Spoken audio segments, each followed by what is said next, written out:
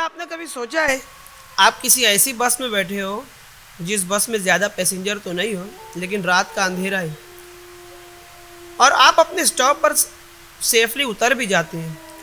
लेकिन दूसरे दिन जब आपको खबर लगती है न्यूज़पेपर के ज़रिए, इंटरनेट के ज़रिए, लाइक अदर सोर्सेज के ज़रिए, जब आपको पता लगता है कि जिस बस में आप बैठे थे वो बस का एक्सीडेंट हो गया था और उस बस में जितने मेंबर्स थे सबकी डेथ हो जाती है। और हैरानी की बात तो ये है कि उस पैसेंजर्स में से जो लास्ट 3 पैसेंजर थे उनकी डेड बॉडी देखकर ये पता लग रहा था कि ये 2 दिन पुरानी डेड बॉडी नहीं बल्कि ये कई साल पुरानी, आई थिंक 50 साल भी कहूँ तो बेस्ट ही रहेगा, इतनी ज़्यादा डिकम्पोज हो गई थी। क्या ऐसा हो सकता है? आज की ये जो कहानी मैं सुनाने वाला हूँ ये हमारे पड़ोसी देश चाइना की राजधानी बीजिंग की है। बीजिंग से कुछ दूर एक बस स्टॉप था जिसे यांग मिन योन कहते थे। यहाँ से चलने वाली बस जो कि अपने आखिरी रूट्स पर पहुँचने वाली थी, जिसे फ्रैगनिन हिल भी कहते हैं। तो चलिए शुरू करते हैं ये मिस्टीरियस कहानी जो कि चाइना में वाक़ हुई थी।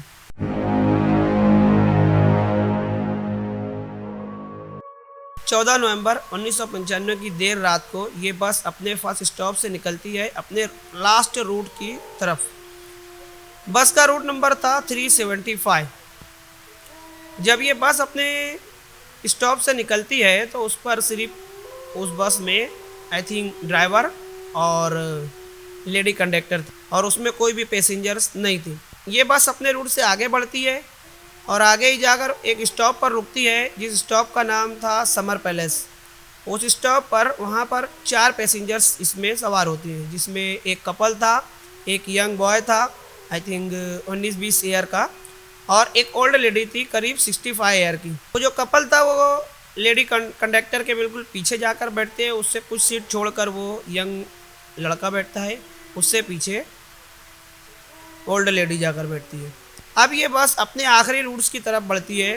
कुछ दूर चलने के बाद एक स्टॉप से पहले ही 2 लोग खड़े होते हैं और ये 2 लोग कुछ इस तरह से हाथ देते हैं कि ये इशारा कर रहे हो बस को रुकने के लिए ताकि ये बस में सवार हो सके।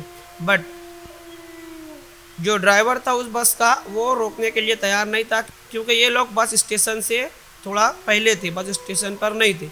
लेकिन जब कंडक्टर लेडी इस बात को नोटिस करती है कि ड्राइवर स्पीड स्लो नहीं कर रहा है तो वो समझ जाती है कि ये ड्राइवर शायद गाड़ी रोकने वाला नहीं।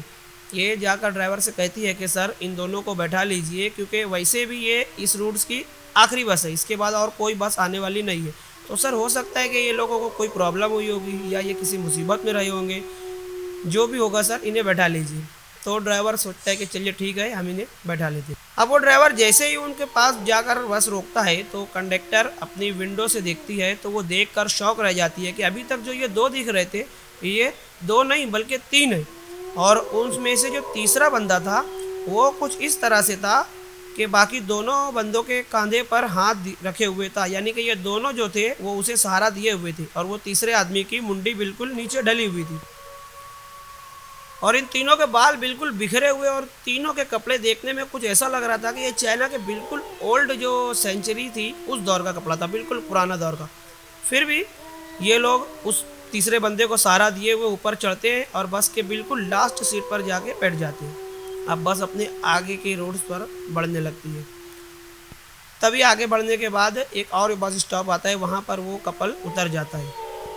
अब बस में बसते हैं ड्राइवर, कंडक्टर लेडी और एक यंग बॉय जो था वो, और वो जो ओल्ड लेडी थी वो बची, और ये रहस्यमयी 3 इंसान बचे, वो जो कि बिल्कुल किनारे बैठे हुए थे। बिल्कुल अंधेरी काली रात थी, नवंबर का महीना था, सर्दियों वाला, और उस लेडी को कुछ ठीक नहीं लग रहा था क्योंकि वो बार बार पलटकर उन तीनों को देख रही थी। तभी कंडक्टर लेडी इस चीज़ का नोटिस करती है कि ये लेडी बार बार देख क्यों रही है। वो उनके पास जाती है कि मैम आप ठीक तो हैं, सब कुछ ठीक है, क्या बात है, आप थोड़ा परेशान दिख रही है।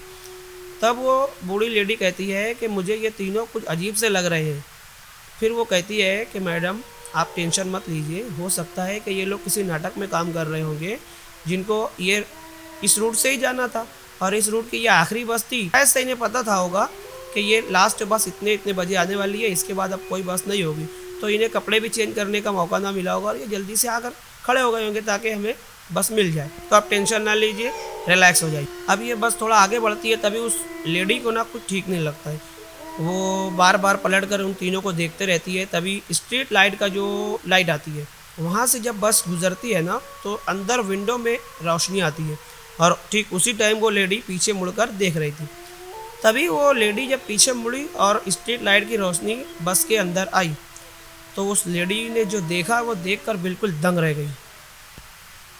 उसने कुछ ऐसा देख लिया था जिसे देखकर उस लेडी को पसीने आने शुरू हो गए। वो बिल्कुल घबराने लगी। फिर वो आगे मुड़ी तो उसके बाद वो पीछे बिल्कुल देखी ही नहीं। थोड़ा ही बस आगे बढ़ती है तो अचानक वो लेडी शोर मचाने लगती है कि मेरा पर्स चोरी हो गया, मेरा पर्स चोरी हो गया।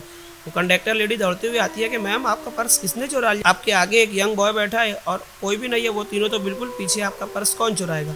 तो वो लेडी कहती है कि मेरा पर्स इसी लड़के ने चुराया है। तो वो लड़का दंग रह जाता है कि आंटी जी आप मेरे ऊपर ऐसे कैसे इल्ज़ाम लगा सकती है? लड़का कहने लगा कि आंटी जी देखिए, मैंने आपका पर्स नहीं चोरी किया, प्लीज़ मेरा विश्वास कीजिए, आप चाहे तो मेरी तलाशी ले सकते हैं। तो उस लेडी ने कहा कि मुझे तेरी तलाशी नहीं लेनी, बकवास बनकर मुँह बनकर अपना, तुझे मैं पुलिस स्टेशन में जाकर रिपोर्ट करवाऊँगी। तभी वो कहने लगा कि आंटी जी मुझे पुलिस स्टेशन मत ले जाइए प्लीज़। लेकिन वो लेडी उसे एक तमाचा जड़ देती है और वो बूढ़ी औरत उस लेडी से कहती है कि जैसे ही अगला स्टॉप जो भी आए वहाँ पर तुम फ़ौरन बस को रुकवा दो, मुझे इस लड़के की कंप्लेन करवानी है पुलिस स्टेशन में जाकर। फिर जैसे ही अगला स्टॉप आता है वो लेडी बस को रुकवा देती है और उस लड़के का कॉलर पकड़कर खींचते हुए बाहर उतर जाती है। अब जब ये बाहर उतर जाती है तो वो बस आगे चली जाती है। अब ये लड़का कहने लगा कि आंटी जी आप ये क्या कर रही हैं, मुझे अपने पॉइंट पर पहुंचना था, आपने बस रुकवा दी। वो उसके हाथ पैर जोड़ने लगा कि आंटी जी प्लीज़ मैंने आपका पर्स नहीं चोरी किया है। तो वो लेडी कहती है कि बेटा मुझे पता है कि तूने मेरा पर्स चोरी नहीं किया है। वो कहता है कि फिर आपने मेरे साथ ऐसा क्यों किया? वो लेडी कहने लगी कि असल में बेटा मैंने तुम्हें इस बस से उतार कर तुम्हारी जान बचाई है। वो लड़का कहता है कि मेरी जान बचाई है? ऐसा कैसे? मुझे बस से उतार कर मेरी जान बचाई? तब वो लेडी बताने लगी कि बेटा मुझे तीनों रहस्यमय इंसान बस में सवार हुए थे, मुझे वो कुछ ठीक नहीं लग रहे थे, इसलिए मैं बार बार उन्हें देख रही थी। और जब वो स्ट्रीट लाइट की रोशनी अंदर पड़ी उस समय जब मैंने देखा ना, तो उन तीनों के पैर ही नहीं थे। वो लड़का कहता है कि आंटी जी पैर नहीं थे, ऐसा कैसे हो सकता है? उसने कहा कि बेटा मुझे वो कुछ ठीक नहीं लग रहे थे, इसलिए मैंने तुम्हें उतार दिया, क्या पता आगे जाकर क्या होगा। हाँ। तब वो बूढ़ी कहती है कि चलो बेटा हम लोग किसी पुलिस स्टेशन में जाकर रिपोर्ट लिखाते हैं। तो वो बस स्टॉप के थोड़ा ही आगे बढ़ते हैं तो लकीली उन्हें एक टैक्सी मिल जाती है। वो टैक्सी पे बैठकर करीबी पुलिस स्टेशन में पहुंचते हैं और वहाँ पर रिपोर्ट लिखवाते हैं कि हमारे साथ ऐसा ऐसा हुआ कि उस बस में, बस का नंबर 375 था, उस बस में 3 रहस्यमय इंसान थे जिनके पैर ही नहीं थे। वालों को लगा कि यार ये बूढ़ी हो गई है, तो उन्होंने एक कागज़ पर रिपोर्ट लिख लिया और उनसे कहा ठीक है हम लोग इंक्वायरी करते हैं, आंटी जी आप अपने घर जाइए। उसे भेजा दिया। अब वो बस को जिस स्टॉप पर लास्ट में आना था वहाँ पर वो पूरी रात नहीं आई, तो दूसरे दिन वहाँ पर उन लोगों ने इन्वेस्टिगेशन करनी शुरू कर दी। इन्होंने रिपोर्ट भी लिखाई कि फला फला हमारी बस थी 75 नंबर, वो हमारी अभी तक आई नहीं, जो कि रात को ही आ जाना चाहिए थी। तब पुलिस वालों को भी कुछ लगा कि यार हमें रात में भी इसकी रिपोर्ट लिखाई गई थी। फिर उन्हें इन्वेस्टिगेशन करते हुए पता लगा कि वो बस उसके रूट से करीब 100 किलोमीटर दूर आगे एक तालाब में डूबी हुई पड़ी है। अब पुलिस की टीम वहाँ गई, उन्होंने क्रेन के ज़रिए उस बस को ऊपर निकाला और उन्होंने सारी डेड बॉडी कलेक्ट करने लगी। उनमें से कोई भी जिंदा नहीं था। उन्होंने 5 डेड बॉडी कलेक्ट की, जो कि 3 रहस्यमय इंसानों की थी और एक बस ड्राइवर और वो कंडक्टर लेडी। ये पांचों की डेड बॉडी मरी हुई थी। लेकिन उसमें हैरानी वाली बात ये थी कि जो ड्राइवर था और जो कंडक्टर थी लेडी, इन दोनों की बॉडी तो ठीक है, देखकर ही पता लग रहा था कि 1-2 दिन हुआ है इसको डेथ हुए। और वो जो उस बस के 3 पैसेंजर बैठे हुए थे, उन लोगों की बॉडी को जब पुलिस ने कलेक्ट किया तो फॉरेंसिक वालों ने बताया कि ये बॉडी कुछ 1-2 दिन की मरी हुई नहीं है, बल्कि ये सालों पुरानी है। तब पुलिस वालों को लगा कुछ कि यार हमारे को रात में भी इसकी रिपोर्ट आई थी, कुछ ना कुछ तो गड़बड़ हुआ है। फिर उन्होंने उस बूढ़ी को भी कांटेक्ट करने की कोशिश की, जिस तरह किसी सोर्स से उन्होंने कांटेक्ट किया और वो बूढ़ी वो लड़का वो दोनों पुलिस स्टेशन में आए और उन्होंने वही बातें बताई जो उनके साथ हुई थी। बट पुलिस वालों ने सुनकर उन्हें फिर से भेज दिया। और पुलिस वालों ने जब इन्वेस्टिगेशन की तो उन्हें पता चला, वैसे तो उन्हें पहले ही पता चल गया था कि ये अपने रूट से 100 किलोमीटर दूर गई है। तभी उन्होंने बस के जो डिपार्टमेंट वाले हैं उनको बुलाया, उनसे कहा तो बस वालों ने कहा कि ऐसा हो ही नहीं सकता सर, क्योंकि उस बस में इतना डीजल आई थिंक था ही नहीं कि वो 100 किलोमीटर जा सके। उसे तो अपने आखिरी स्टॉप तक जाना था, जो कि करीब 16 किलोमीटर तक की थी। अब ये बस वहाँ तक पहुँची कैसे? पुलिस ने फिर जब इसकी छानबीन अच्छे तरीके से की, उस बस के फ्यूल टैंक में आई थिंक आप भी गाड़ियाँ चलाते होंगे, आपको गाड़ी चलाने के लिए किस ईंधन की ज़रूरत पड़ती है? You know, petrol, diesel, CNG gas.